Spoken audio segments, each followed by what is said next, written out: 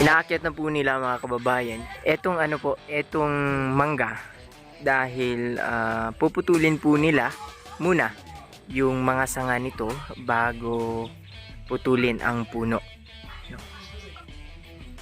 Ito din po kasi mga kababayan yung gagamitin doon sa simbahan na ipapatayo. Bali sa mga tabla, no? Yung 8x1 na mga lumber mga kababayan, yun po ang gagamitan nito. Kasi hindi po kasi ito pwede dun sa permanent, no, na tawag dun, permanent na ilalagay dun sa simbahan. Kasi para lang po ito dun sa mga upuan, kasi madali po itong mabukbok, madaling bukbukin, no? Medyo mahirap po yung pag-akyat sa puno ng mangga kasi medyo madulas dahil dun sa mga lumot-lumot. At the same time mga kababayan, medyo malaki na po yung mangga. Ilang taon na nga kaya siguro ito. Nahihirapan sila. So si Kuya Marcelino ang isa sa aakyat dun sa taas. Mahirap yun dun sa taas. Mahirap yan mga kababayan.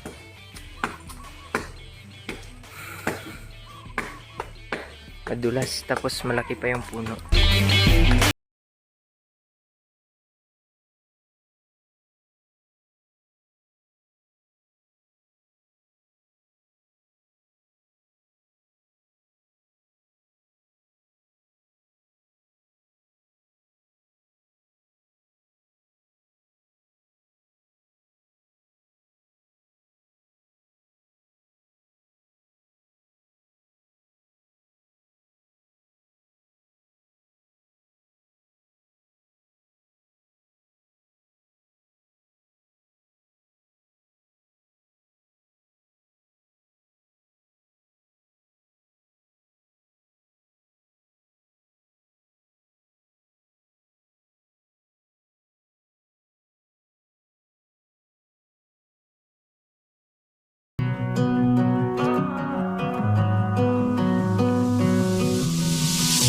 I know what you're thinking and I'm thinking it too. Maybe we should both just let it go. You know my anxiety, I'm trying to be what you want and I get so overwhelmed.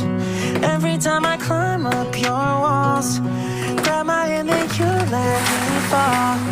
I'm still standing here through it all, but you know I hate my life when we fight. Take the blame. Habang umuulan po mga kababayan ay patuloy pa din po na pinuputol nila Kuya Marcelino and ni Pastor Darrell yung sanga ng mangga. Can't trust you, take it back. You're a liar, promises burning in the fire. No respect, broke up with me in a text. You'll do anything to prove you're on your own. Pick and fight, stubborn even when I'm right. You know you will never let it show. Every time I climb up your walls, grab my hand and you let me fall. Go and burn it all to the ground, 'cause I'm done.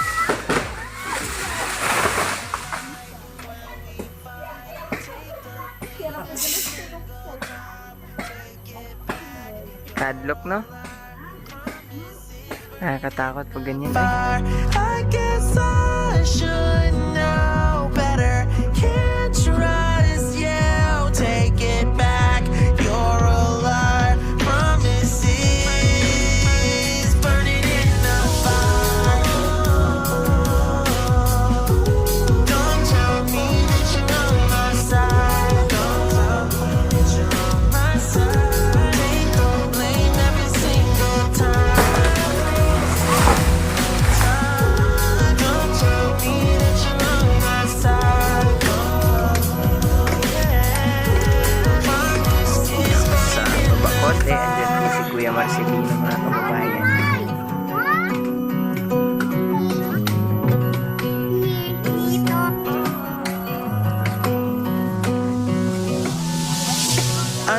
you're thinking, and I'm thinking it too. Maybe we should both just let it go. You know my anxiety, I'm trying to be what you want, and I get so overwhelmed. Every time I climb up your walls, grab my hand and So kasalukuyan po mga bay na tatlo na po sila, si Kuya Marcelino, si Pastor Darrell, and yung isang member. No, nagbabayanihan po lahat upang kahit papano ay bago makapagtirik dito ng simbahan ng kababayan, dito kasi ititirik yung simbahan. So bago po ipapatay yung simbahan, kailangan na maputol muna itong puno ng mangga para po hindi na madaganan yung ipapatay yung simbahan.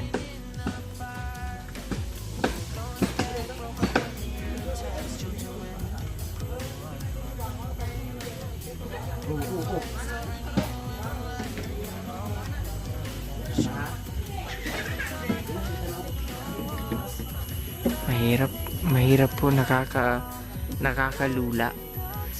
Tapos napakadelikado po pag ganyan. Pero kailangan po kasi na putulin muna yung mga sanga upang pabor po dito lahat. Kasi pag pabor po doon, mayroon kasing mga bahay doon mga kababayan, at mahirap po, no, pwede tayong makadamage ng bahay doon. So mas mabuti na dito ang mabigat banda ng mga sanga para tulungan na lang din sa paghila. No, tatalian po dyan, tapos hihilain po habang pinuputol dito. Buti na lang po pumayag po si na Kuya Marcelino. May trabaho po kasi supposed to be si Kuya Marcelino. May aakyatin po siyang niyog, no, para kasi nangungupra po si Kuya Marcelino eh. Kaya mabuti na lang at binigyan niya tayo ng panahon. Kasi expert si Kuya Marcy pagdating sa mga ganyan mga kababayan. Siya po yung nakita namin na sanay sa mga trabahong ganyan.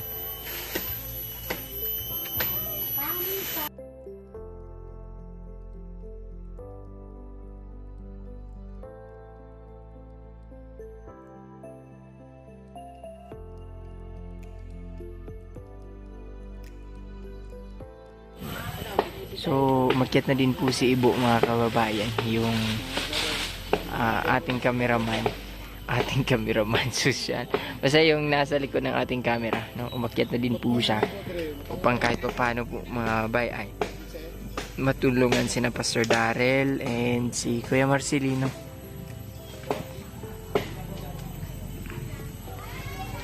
Napakadelikado pag ganito. Wasan mo mo? Bitikas, Beng. Beng, bitikas.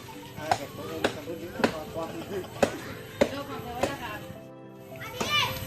Kung hindi ka naman kusura, dito ko matulog. Ang sa ato, ulit lang kato. Nagpalya ka. Kaya mga ranas, matataan mo.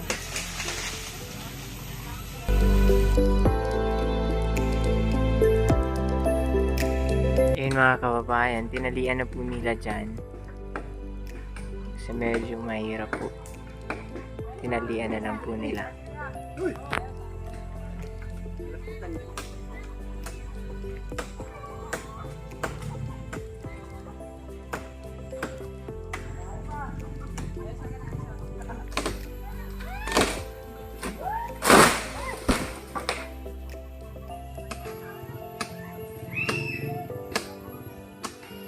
So ayan po mga kababayan, ang tabayanan po natin ang pagpapatayo ng simbahan sa lugar po na ito. And nais lamang po namin magpasalamat dun sa aming butiking sponsor, Ma'am Lorna and Sir Rolly of USA. Maraming salamat po sa inyong pagbigay ng opportunity upang makapagtayo ng simbahan dito sa Magpet, North Cotabato. And para po sa ating mga kababayan na nais maging bahagi sa ating mga programa, mag-message lamang po kayo sa aming Facebook page, Victorious Ministry PH. And maraming salamat po mga bay. Pagpalain po kayo ng Panginoon. God bless. And always, stay connected to God. Bye for now mga kababayan.